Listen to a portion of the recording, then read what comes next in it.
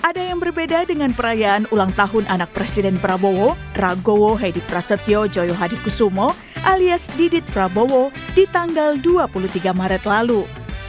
Tak hanya dihadiri oleh ayahnya Presiden RI Prabowo Subianto dan ibunya Titik Soeharto, tapi juga anak Presiden Republik Indonesia ada di sana. Ada anak Presiden pertama RI, Soekarno, Guru Soekarno Putra. Guru pernah menjadi anggota DPR RI selama beberapa periode. Dia juga dikenal sebagai seniman. Dari keluarga Presiden kedua RI, Soeharto, ada Siti Hediati Haryadi yang lebih dikenal dengan nama Titik Soeharto. Titik juga adalah ibu Didit Prabowo. Saat ini, Titik menjadi anggota DPR RI dari Partai Gerindra. Dari Presiden ketiga RI, B.J. Habibie, hadir anaknya Ilham Akbar Habibie. Ilham dikenal sebagai ilmuwan dan juga pengusaha. Dia sempat maju dalam Pilkada Jawa Barat 2024 sebagai calon wakil gubernur. Dari Presiden keempat RI, Abdurrahman Wahid atau Gus Dur, hadir anaknya Zanuba Arifah Kafshoh atau Yeni Wahid. Yeni pernah menjadi jurnalis, staf khusus komunikasi Presiden, Komisaris Independen PT Garuda Indonesia, dan hingga saat ini menjabat sebagai Direktur Wahid Institute. Dari Presiden kelima RI Megawati, hadir anaknya Ketua DPR RI Puan Maharani. Puan turut membawa putrinya Pinka Hapsari. Dari Presiden ke-6 RI Susilo Bambang Yudhoyono, hadir anaknya Agus Harimurti Yudhoyono atau AHY. Dia sekarang merupakan Menteri Koordinator Bidang Infrastruktur dan Kewilayahan. Selain itu, AHY merupakan Ketua Umum Partai Demokrat. Dan dari Presiden ke-7 RI Joko Widodo, hadir putranya Gibran Rakabuming Raka yang juga Wakil Presiden Prabowo. Tak hanya itu, ada juga adiknya Kaisang Pangarep. Acara ulang tahun Didit ke-41 tahun tampak hangat, terlihat dari keakraban anak-anak Presiden sepanjang acara. Bahkan pertemuan itu diabadikan dalam sejumlah foto dan video yang diunggah di media sosial mereka. Karena itu, acara ini pun menjadi sorotan publik dan disebut sebagai momen langka. Karena belum pernah ada kegiatan ataupun seremoni yang bisa mengumpulkan anak dari semua Presiden Republik Indonesia. Tim Liputan, Kompas TV. Ulang tahun putra Presiden Prabowo, Didit Prabowo, beberapa hari lalu menjadi sorotan karena menjadi momen berkumpulnya anak dari Presiden Republik Indonesia dari masa ke masa. Karena itu pula kemudian acara ini disebut sebagai momen langka. Lalu apa yang bisa dimaknai dari pertemuan ini? Adakah kemudian korelasinya dengan situasi perpolitikan saat ini? Kita akan bahas bersama dengan sejumlah narasumber di pagi hari ini melalui sambungan daring. Sudah ada Putri Presiden keempat Republik Indonesia Abdurrahman Wahid, ada Mbak Yeni Wahid. Assalamualaikum Mbak Yeni. Waalaikumsalam warahmatullahi wabarakatuh. Ya, kemudian juga ada Direktur Eksekutif Trias Politika Strategis, ada Mas Agung Baskoro. Selamat pagi, Assalamualaikum Mas Agung. Waalaikumsalam Mbak Adis, Mbak Yeni. Iya, Mbak Yeni, saya mau ke Mbak Yeni dulu. Mbak Yeni, ini kan kemarin jadi pertemuan dan juga momen langka lah dalam ulang tahun Mas Didit ini. Boleh cerita sedikit nggak Mbak Yeni, apa yang kemudian terjadi di sana, obrolan seperti apa dan suasananya bagaimana ini sebenarnya Mbak Yeni? Sebetulnya bukan momen langka karena sebetulnya banyak momen-momen di mana kami beberapa kali bertemu. Misalnya dalam acara-acara formal kenegaraan ya, di mana keluarga presiden, mantan presiden diundang, misalnya 17 Agustusan, lalu ada acara beberapa yang misalnya pidato kenegaraan presiden di DPR beberapa kali. Jadi kalau sering kumpulnya, sering bertemu, sebetulnya relatif cukup sering, Mbak. Lalu ada beberapa dari kami yang punya memang hubungan cukup baik. Ya, ketemu di luar gitu ya, di luar acara-acara resmi. Saya pribadi dengan Mas Didit sudah kenal 20 tahun yang lalu, ya mungkin sudah 20 tahun mungkin ya. Dan dari dulu sering ngobrol, sering melakukan kegiatan bareng, apalagi dengan ibunya, dengan Mbak Puan, dengan Mas Ilham, Mas AHY, Mbak Anissa, itu kita bahkan ada WA group bareng dengan teman-teman lainnya ya di luar keluarga mantan presiden. Jadi sebetulnya sih kalau dibilang istimewa sekali, istimewa karena memang kita menghadiri acara ulang tahunnya Mas Didit ya, tetapi tidak istimewa dalam artian ini menjadi satu-satunya acara di mana kita saling bertemu.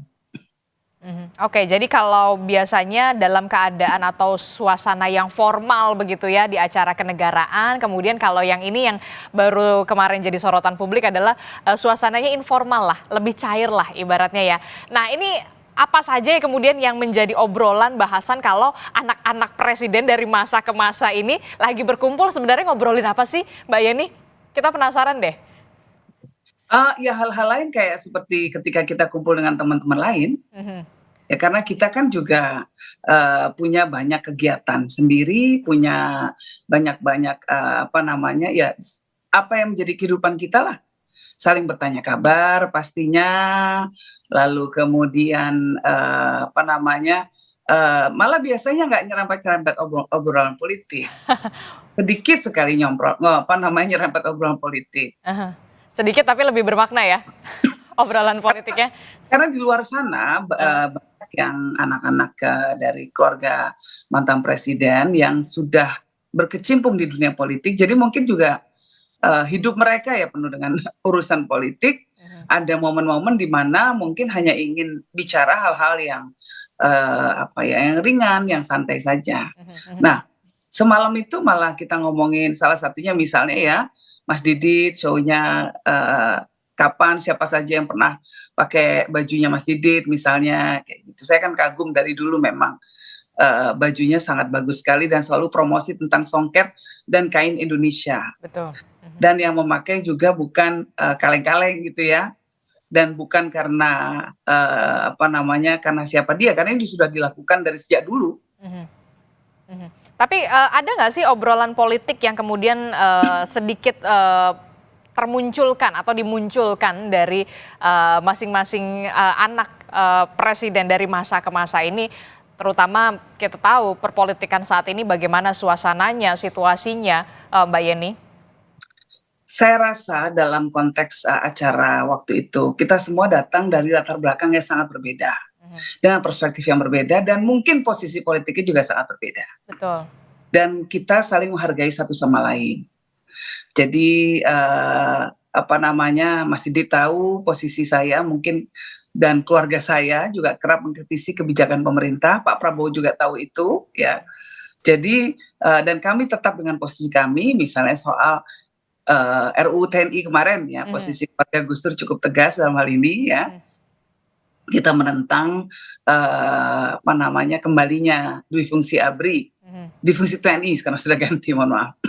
Dan kita ingin TNI itu berada dalam posisi yang profesional sebagai penjaga pertahanan negara. Nah, misalnya ini contohnya ya.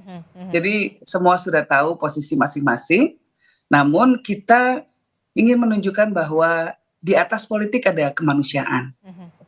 Tetap bisa kita bersahabat walaupun posisi kita berbeda-beda. Oke, walaupun memang ada perbedaan pandangan soal politik ataupun kebijakan pemerintah yang kemudian juga mungkin tidak sejalan dengan Mbak Yeni, tapi tidak kemudian silaturahmi tetap harus berjalan begitu ya, Mbak Yeni ya.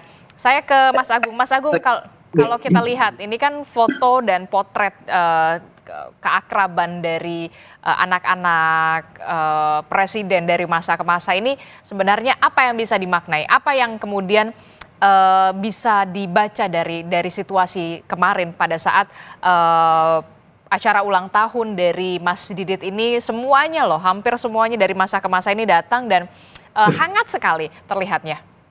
Iya, saya pertama mengapresiasi Mas Didit ya, karena sudah membuat acara yang sangat bermakna. Ya, selamat ulang tahun buat Mas Didit juga, karena berhasil mengumpulkan seluruh putra-putri presiden lengkap ya.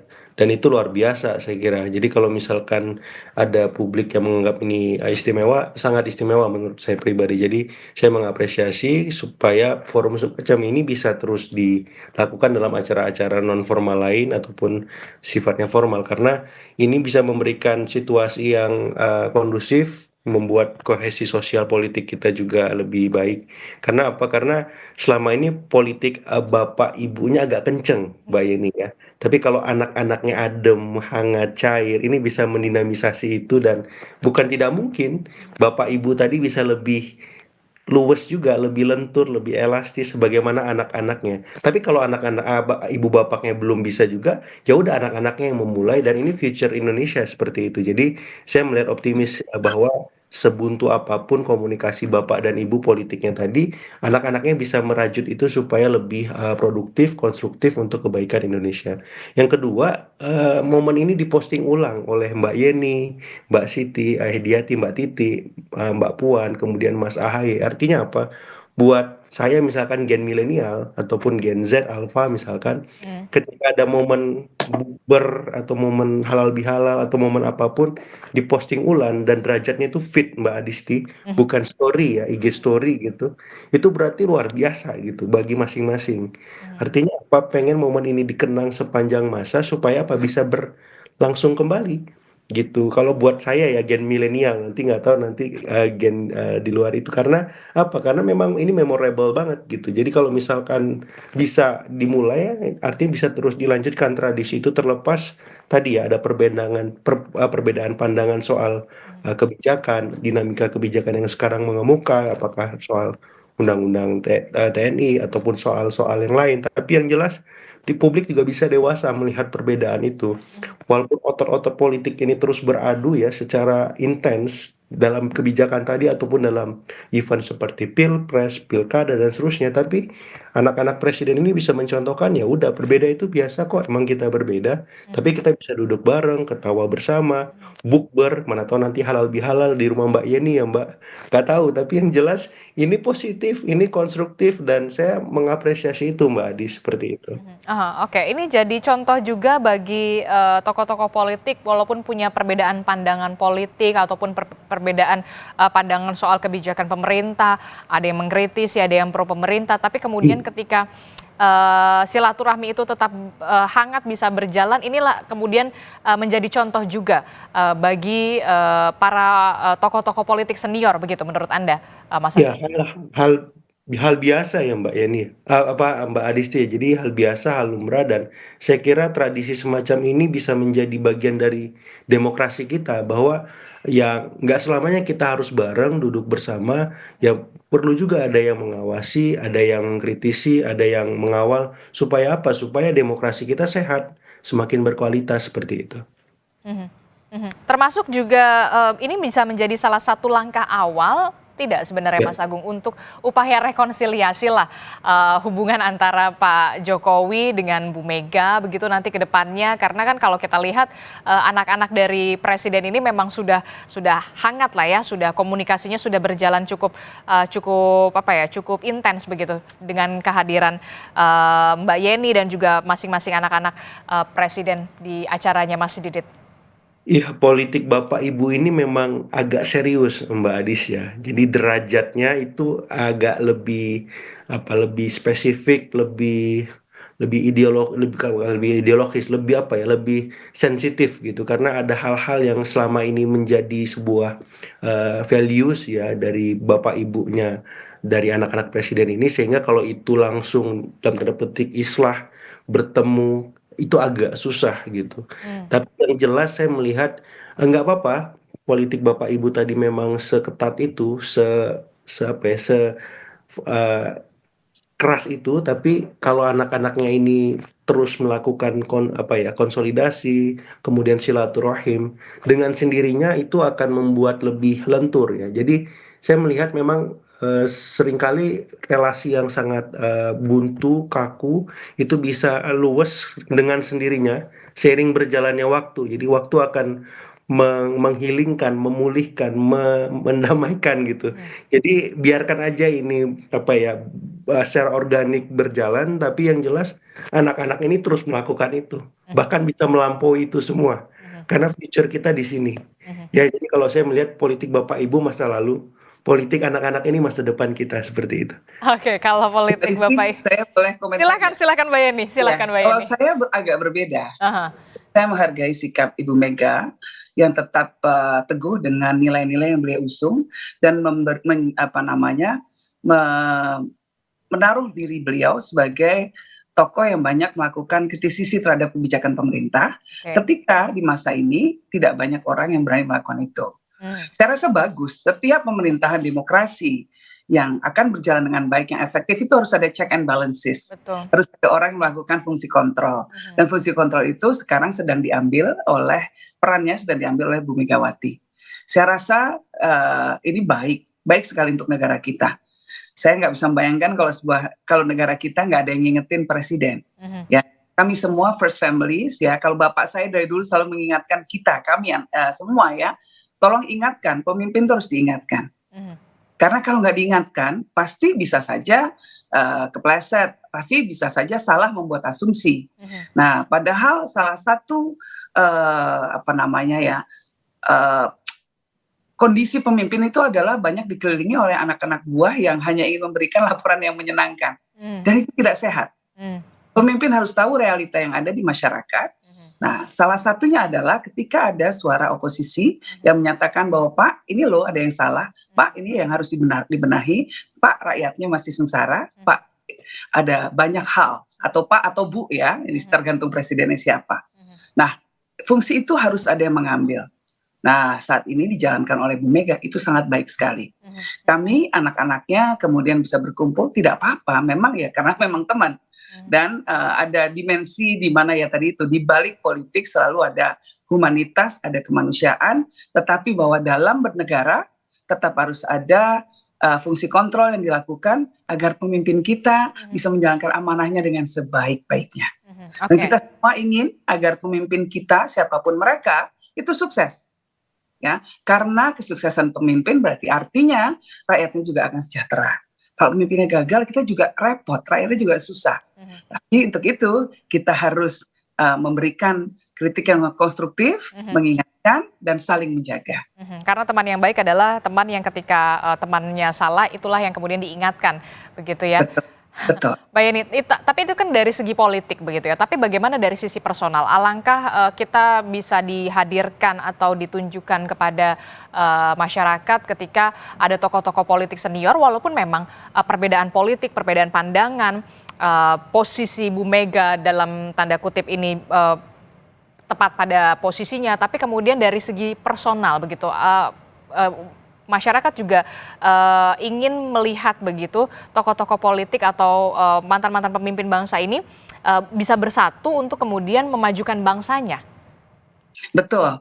Dan itu energi yang ingin dikeluarkan, saya rasa ya, kalau kita mencoba untuk menganalisa niatan Mas Didit untuk mengundang kita semua. Karena kita juga nggak tahu waktu-waktu diundang acaranya kan seperti apa. Cuma dibilang acaranya santai. Makan-makan biasa kayak bukber lah ya. Nanti mungkin ada anak yatim piatu yang akan ikut, tumpengan sederhana yang kita nggak tahu ternyata ayahnya juga hadir. Kita pikir kan cuma anak-anak.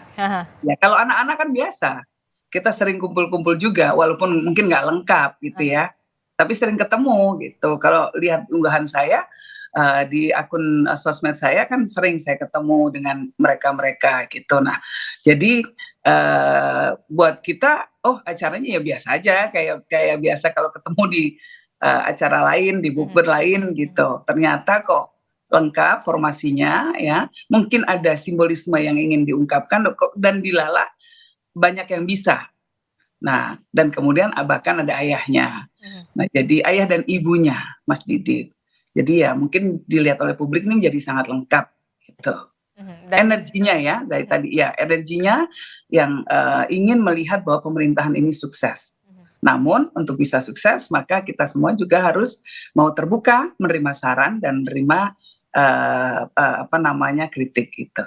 Oke, saya ke Mas Agung. Mas Agung, ini kan kalau kita lihat ya, bisa jadi pertemuan ini Mas Didit lah ya, tokoh sentralnya begitu. Mungkin tidak, kemudian Mas Didit ini dan juga Mbak Yeni dan juga anak-anak mantan presiden yang lain begitu ya, bisa melakukan atau menginisiasi sebagai langkah awal begitu ya.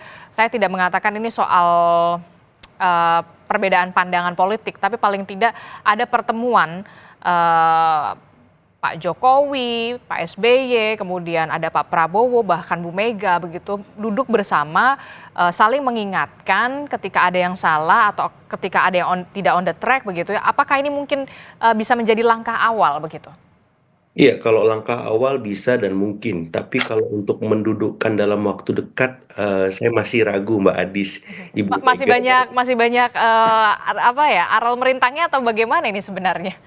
Iya, dalam konteks Ibu Mega misalkan dalam tanda petik masih bleeding gitu kan dengan dalam tanda Oke. petik, ya sikap politik, Pak Jokowi misalkan dari pilpres, pilkada, kemudian Pak Hasto ditahan, kemudian Ibu Mega dengan Pak SBY juga seperti itu ya, masih ada unfinished story kemarin ketika pilpres 2004 dan itu masih berlanjut hingga sekarang. Jadi kalau saya melihat untuk duduk bareng para presiden ini memang masih agak susah dalam waktu dekat. Tapi Mhm. biarkan saja itu mengalir dengan sendirinya, mana tahu satu waktu anak-anak, mereka bisa menginisiasi secara tidak sengaja ataupun secara sengaja tiba-tiba, kok ketemu semua seperti itu. Itu lebih seru dan lebih menarik seperti itu. Tapi di luar itu Mbak Disti, saya melihat ini pertemuan ini bisa menjadi menu prasmanan demokrasi 2029 Mbak Disti ya. Oke. Jadi Jadi apa nih yang bisa dibaca nih dari 2029 nanti ke depannya iya, dengan adanya pertemuan kemarin? yaitu menu masakan Padang lah, banyak pilihan ini kita 2029 ya. Ada kikil, ada babat, ayam goreng, gulai otak, macam-macam lah istilahnya gitu. Jadi Nah, ada Mbak Yeni, Mbak Puan, mhm, Mas Ahaye, Mas Ilham seperti itu. Jadi dalam tanda petik ya forum anak-anak presiden ini juga bagian dari sirkulasi kepemimpinan nasional kita. mhm. Dalam tanda petik ada satu Mas Gibran jadi wapres. Besok 2029 nggak tahu siapa lagi yang memang mengisi ruang itu ataupun capres dan seterusnya. Tapi yang jelas dengan melihat komposisi ini, saya lebih optimis melihat Indonesia ke depan ada banyak variasi values yang mengemuka dan itu bisa memberikan apa ya cakrawala kepemimpinan kita di publik, di grassroots dan ya insya Allah demokrasi kita makin kuat, makin on the track, makin berkualitas dengan anak-anak presiden yang punya pandangan bervariasi dan yaitu memberikan satu apa ya insentif positif Mhm. bagaimana ke depan bangsa ini akan berjalan dan saya kira dunia luar juga melihat ini ya harusnya seneng ya seperti itu karena kita bisa guyup, bisa rukun in the future seperti itu insya Allah. Mhm, oke, jadi bukan hanya sekedar ingin memperlihatkan it's gonna be okay begitu ya semuanya berkumpul dalam situasi yang hangat, tapi kemudian dari segi politik begitu, apakah ini juga bisa menampilkan adanya pilihan prasmanan politik dalam tanda kutip untuk 2029? Bagaimana kemudian respon dari Mbak Yeni? Tapi jangan dijawab dulu Mbak Yeni, Oh, kita akan jeda dulu. Usai jeda kami akan kembali. Terima kasih Anda masih bersama kami dalam Sapa Indonesia Pagi. Saudara masih membahas soal bagaimana makna di balik dari pertemuan anak-anak presiden dari masa ke masa di hari ulang tahun dari Mas Didit begitu ya. Mbak Yeni, melanjutkan perbincangan kita tadi. Mbak Yeni, jadi kalau misalkan ini pertemuan bukan hanya soal bagaimana pertemuan hari ulang tahun Mas Didit, tapi kemudian bisa jadi kalau kata Mas Agung ini bisa jadi prasmanan politik lah untuk 2029. Bagaimana respon Anda, Mbak Yeni? stok pemimpin kita itu banyak banget, Mbak. Dan tidak mesti harus dari keluarga putra presiden. Karena memang kita punya privilege ya, artinya nama besar ayah dan ibu kita kemudian akan membuka jalan, memberikan kita public recognition atau terkenal di publik. Itu sebuah modal politik memang. Cuma bahwa stok pemimpin di Indonesia itu banyak sekali dan jangan kemudian yang layak dianggap menjadi pemimpin hanya mereka-mereka yang kebetulan menjadi keluarga anak presiden. Mhm, Sayang karena di Indonesia ini 300 juta, hampir 300 juta orang, mhm, talentanya luar biasa, banyak sekali tokoh-tokoh publik, tokoh-tokoh politiknya mhm. yang punya kemampuan memimpin dan tidak dipungkiri juga barangkali saja ke depan nanti dari mereka juga banyak yang bisa naik untuk memimpin bangsa kita. Mhm. Jadi bukan hanya soal anak-anak presiden saja begitu ya, banyak juga tokoh-tokoh politik lain lah yang masih bisa punya kesempatan begitu ya Mbak Yeni ya. Seharusnya begitu dalam negara demokrasi. Mhm, oke, saya ke Mas Agung. Mas Agung terakhir apa yang kemudian bisa di approach selanjutnya setelah adanya apa ya kumpul-kumpul lah ya, kumpul-kumpul anak presiden dari masa ke masa, tidak hanya berhenti sampai di sini, tapi apa yang kemudian bisa diperbuat oleh anak-anak dari presiden dari masa ke masa ini setelah kita tahu soal situasi perpolitikan saat ini seperti apa? Iya, tadi Mbak Yeni sempat mengelaborasi bahwa sebenarnya ada banyak momen kebersamaan antar anak presiden ini terjadi ya, sehingga sebenarnya bukan hal baru, tapi memang ini skuad paling lengkap, paling beda karena apa? Karena memang ada Pak Prabowo juga di situ. Jadi, Pak Prabowo, Mas Didit ini inline sikap politiknya untuk membangun apa ya, kebersamaan, mempersatukan, kemudian membuat kesejukan dalam politik kita dan saya kira ini, apa ya, prakondisi untuk menciptakan kondisi yang lebih, baik lagi ke depan. Karena apa? Karena tantangan kita sebagai bangsa sangat besar, kemudian ketika kebersamaan, persatuan bisa dirajut di antara elit-elit yang ada, ini bisa memberikan energi kolektif yang positif. Kalaupun ada sentimen negatif ataupun ketidaksukaan, dengan sendirinya itu akan, terhapus, apa ya, tereliminir gitu. Karena apa? Karena kebersamaannya lebih kuat gitu. Walaupun perbedaannya juga banyak gitu, tapi perbedaan itu justru menguatkan kita sebagai bangsa. Yang kata Mbak Yeni ya harus ada yang mengingatkan, harus ada yang mengawal, harus ada yang mengatakan tidak. Supaya apa? Supaya bangsa ini punya variasi kehidupan yang lebih objektif untuk melihat kemajuannya. Jadi saya sekali lagi berharap bahwa ya Pak Prabowo, Mas Didit ataupun putra-putri presiden yang lain ya apa ya, membuat agenda-agenda bersama rutin itu lebih banyak positifnya ketimbang negatifnya. Kalau ada yang negatif bilang seperti itu, buat saya ya syirik aja sih. Terakhir Mbak Yeni, apa yang ingin Anda Terus sampaikan terang setelah ya ini next-nya begitu ya? Apakah nanti mungkin akan ada pertemuan-pertemuan lagi misalkan ya. dalam momen situasi atau suasana Idul Fitri begitu ya, tidak hanya anak-anak tapi juga para orang tua nih. Kalau saya dari dulu ya ketika Gus Dur masih ada, memang kami diminta atau diajak beliau untuk silaturahmi ke banyak tokoh-tokoh ya. Jadi biasa itu kami lakukan. Dulu Pak Gus Dur itu Idul Fitri biasanya setelah sholat kita ke Cendana Hmm. untuk silaturahim dengan Pak Harto. Mhm. Biasanya ditemani Mbak Tutut atau putri yang lain gitu. Nah, jadi biasa itu gitu ya. Nggak tahu ini apakah akan ada open house dari para tokoh-tokoh, presiden dan lain sebagainya, para menteri dan lain sebagainya. Tapi tidak menutup kemungkinan kalau cuma sekedar silaturahim ya. Dan memang sih ke depan ya pasti biasanya kalau ada agenda ulang tahun dari teman-teman yang kemarin hadir, mungkin bisa saja kumpul-kumpul lagi gitu. Jadi menurut saya sih ini bukan sesuatu yang apa yang seperti dikatakan Mas Agung, sebetulnya walaupun banyak komentar-komentar yang agak negatif juga melihat keakraban kita, melihat acara pada malam itu ya. Terus terang di komen-komen sosial media saya juga banyak yang mempertanyakan gitu.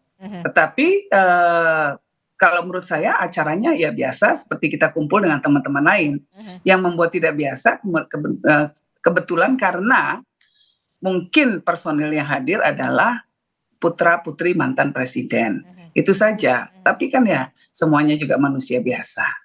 Oke, pro kontra biasa lah ya dalam kehidupan begitu ya. Kita akan lihat bagaimana nanti benar-benar akan ada silaturahmi lanjutan begitu ya. Apalagi ini momennya momen Idul Fitri. Terima kasih Mbak Yeni Wahid. Ada. Oke baik, kita akan tunggu ya Mbak Yeni ya. Oke, terima kasih Mbak Yeni Wahid telah bergabung bersama kami. Kemudian ada Mas Agung Baskoro, terima kasih juga sudah menyempatkan waktunya. Selamat pagi Bapak Ibu, Assalamualaikum, sehat selalu.